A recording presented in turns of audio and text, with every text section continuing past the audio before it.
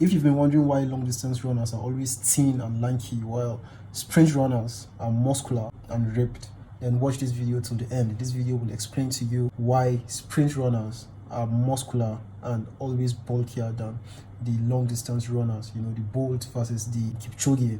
And the video will also explain to you how you should train for sprint.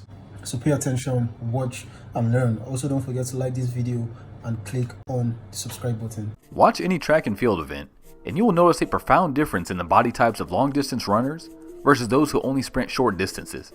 While long distance runners are known for being thin and toned, sprinters present as muscular and ripped, almost looking like natural athletic bodybuilders in many cases.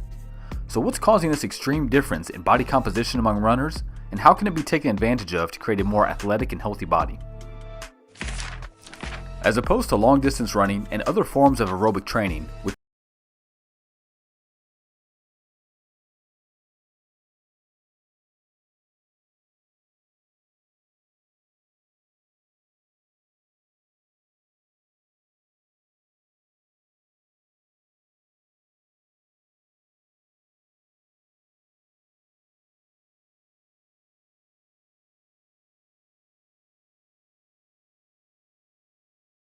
use slow twitch muscle fibers, sprinting utilizes almost exclusively fast twitch fibers.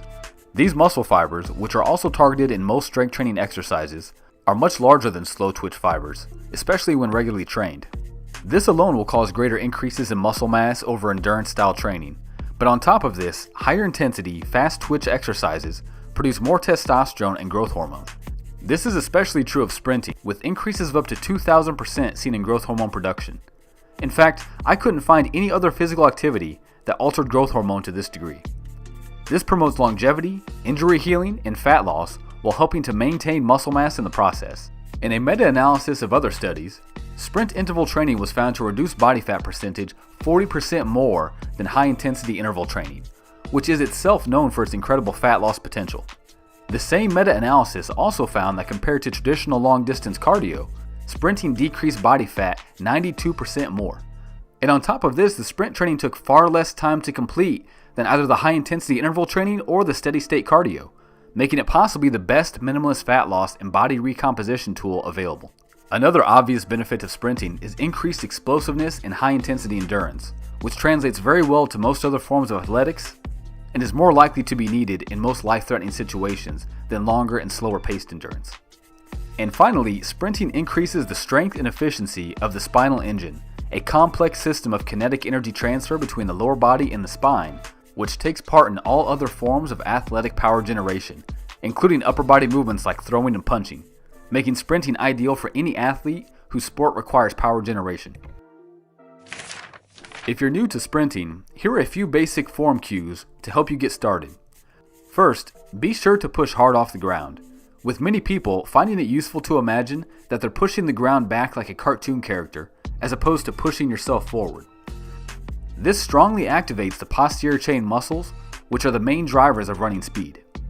Next, be sure to run tall and bring the knees up high off the ground, ideally somewhere at or just beneath parallel with the ground. This allows room for the maximum firing of the posterior chain and maximum extension of the hips. And lastly, stay relaxed. It seems counterintuitive when performing an all-out activity such as sprinting, but efforting at 100% often creates too much tension in the body and stifles speed. I've seen most athletes actually speed up when told to run at 90% effort because it loosens them up just enough to let the body flow with the necessary movements. The most common way to set up a sprint workout is sprint interval training. This can be done a number of ways, but is usually set up as a series of 20 or 30-second sprints with 4 to 5 minute breaks in between each. A common workout would be to start with a 5 to 10 minute jog in order to warm up, then some light stretching or mobility work, followed by 4 20-second sprints with a 4-minute rest in between each, and some light stretching in order to cool down. As you get more used to the training, you can add sprints and begin to increase or vary sprint distances.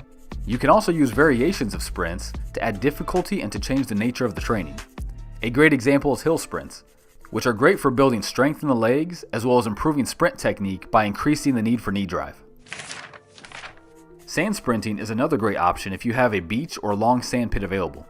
Sprinting in sand activates a number of smaller stabilizer muscles in the foot and the lower leg, making it a great way to injury-proof the ankles and knees.